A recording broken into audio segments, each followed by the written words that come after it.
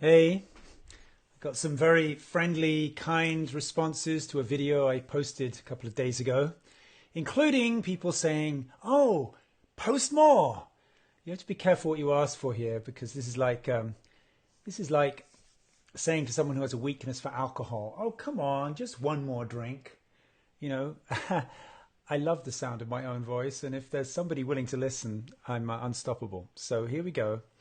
Um, you know, I wanted to talk a little bit today about the opportunity that we all face with many of us will be in either imposed or self-imposed quarantine. At least we're going to have less opportunity to go to bars and all the things and concerts and all the things we usually do. So how can we use this time instead of being a drag and to actually be like the best thing that could happen to us? It only takes a choice.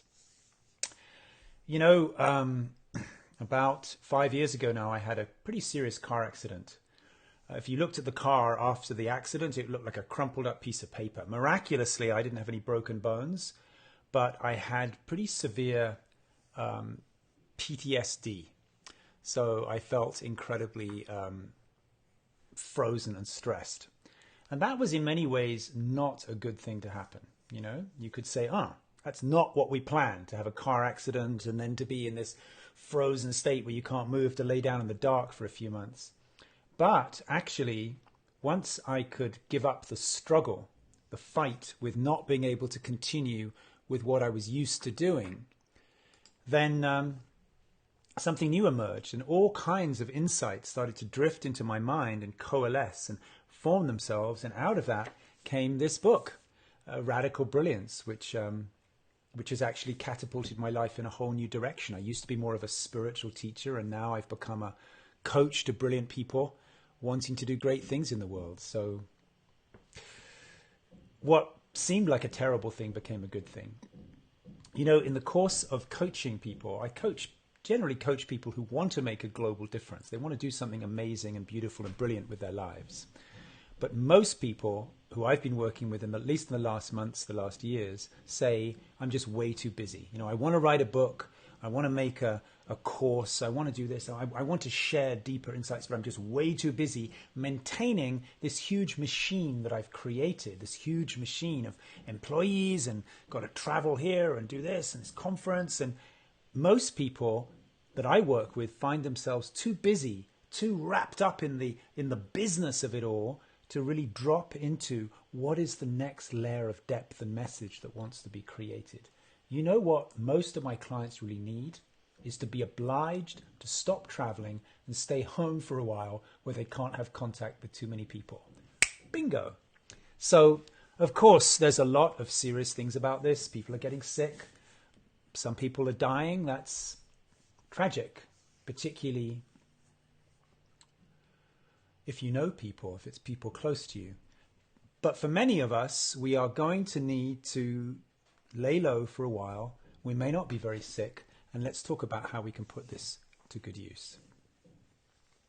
So what we're usually too busy to do, what generally we don't have time to do because of paying for the structure of our life we've created, what we don't have time to do is to be able to mine, to go mining, to find your deeper values, to remember why you came here, to remember what your life is about, to remember the spark that created incarnation, if you don't mind me getting kind of esoteric on you.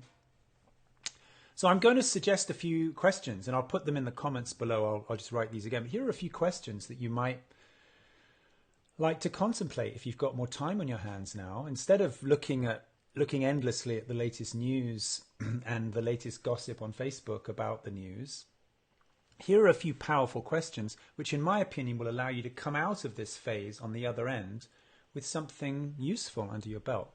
So, for example, why am I here? Why am I alive? What am I doing on this planet? What is it that actually gives my life depth and meaning and purpose? Associated with that is, who do I want to become? Because you're not really a thing, you know. Clearly, you're not just a fixed entity that just goes through life. You are an evolutionary process. You are. You know more. You are more accomplished. You're more confident. You're more expressive. You're more creative than you were 10 years ago. You've learned more. You have the benefit of all that learning. You are a process of evolution. You're a process, not a thing. So where do you want to direct that process of evolution? Who do you want to become through cultivated practice? How do you want to show up in the world? How do you want other people to experience you? So that's not just a question about who do I want to become that I experience subjectively, but if somebody meets you somewhere, what do you want them to say afterwards? Oh yeah, I met Mary or Joe or Bill. Like, oh, that person's so fill in the blank. How would you like that blank to be filled in? What do you want to create in your lifetime? What do you want your legacy to be? What do you want to contribute? The world's a little crazy right now, up in the air. Mostly we have a lot of dubious leadership to deal with at the moment. But where would you like to take leadership? What would you like to contribute? What would you like to people thank you for your contribution, like I'm contributing now?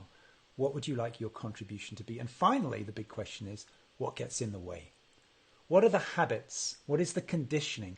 What are the ways that your mind and nervous system is being programmed which interferes with you getting in the way? So then there comes this central question, which I will also put into the notes below, into the comments when I'm done with this. How can I evolve into the person I need to be? How can I evolve into the person that I need to be in order to make the contribution that I want to make? Right?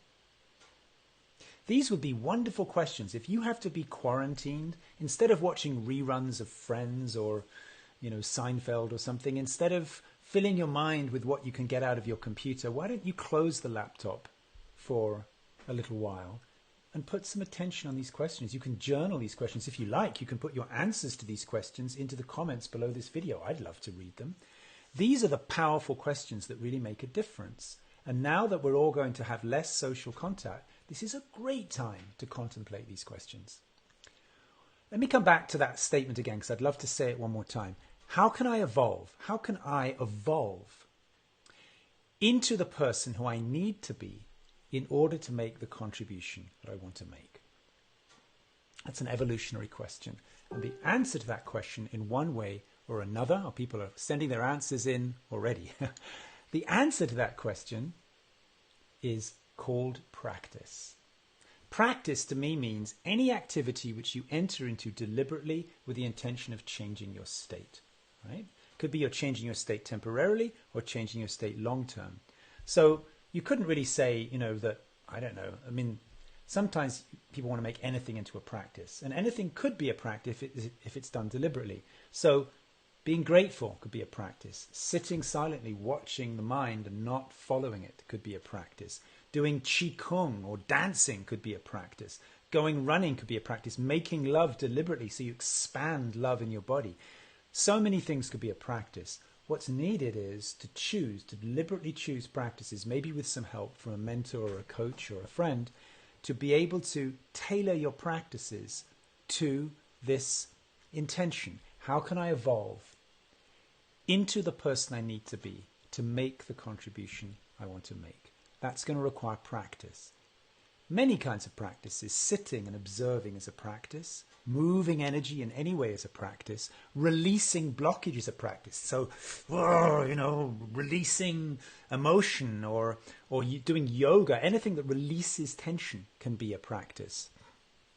And finally, another form of practice which I consider incredibly important is taking the time from that clarity. Once you've released tension, once you've opened to something more spacious in your consciousness, once you've moved energy so it's flowing freely, to then create. What I love to do, I like to take my Parker fountain pen with a gold nib, because it gives this a kind of a sacredness. And I like to take a beautiful piece of paper. It's not so beautiful what I've got right here, right now, so I won't show it to you. But I love to write with ink on my pad. It's satisfying. But once you've done practice, once you've been through some practice like this, to be able to express, to create from that opening that has happened for you. Now, mostly we don't get a chance to do this. If you're commuting to work and you're trying to pay the bills and then you're meeting up with friends and you're running around, we don't get a chance for this. What we need in order to give the opportunity for this kind of endeavor is to be obliged to stay home for a while. Bingo! This is the greatest time for you to be able to drop deep, to find out what are your deepest values and how can you become the person to express them. Finally, I want to just add a little reflection. I've been around a little while. I'm not the young pup I used to be. And what I've realized, from being around on the planet for a few decades now, is we never go backwards. When you enter into some new phase, you never come out back exactly where you started. You can't, to give you a horribly cliched statement, you can't enter into the same river twice. When we come out of this pandemic, which we will, everybody comes out of everything eventually. When we come out of this pandemic, we're not going to go back into where we were. We're not going to go back into the same socio-economic system we left behind. It's going to cost a huge amount of money to get everybody through this if they're going to be missing work and probably then missing mortgage payments and everything. We will not go back into where we were before. We can't. And not only we can't, but we don't want to. We don't want to perpetuate this machine that is using up resources so quickly and basically destroying the biosphere. So in a way, this pandemic, it's not just a phase that we're going to recover from and then go back to making money and getting famous. It is in a way, like many things are, but in a bigger way, it is the end of what has been. This is the end of what has been up to now, but it's also the opportunity to create something new. Not necessarily to go back to something we had before, what we didn't like, but to actually create something new, to think thoughts that have never been thought before, to say things that have never been said before, and then to create things that have never been created before. And you can do that. If you use this time of quarantine, of social distancing, if you use this time to give a little less time to the computer and a little more time to what is hidden within you, the gold hidden under the rock, you can become an architect of the future. But in order to do that, we have to go, in order to be able to create something new, we have to go deeper than the mind, because the mind only knows what's familiar. We have to go deeper than our cravings, because our cravings are all conditioned. We have to go deeper than our fear, because our fear is all a kind of reverse craving. It's wanting the absence of something instead of the presence of something. You've got to go deeper than all that. And this is the absolutely perfect time to do that. This may not be the best time to make a lot of money, may not be the best time to make a lot of money on the stock market, may not be the best time to make a lot of new friendships, it may not be the best time to do many things, it may not be the best time to travel, but it is the ideal time to drop deeper than all these layers of busyness into the creative source where you can become a co-creator, an architect of the world that we'd really love to be living in. As always, I'd love to know your thoughts. I'm just some random dude who can't stop talking, but I'd love to hear what you have to say.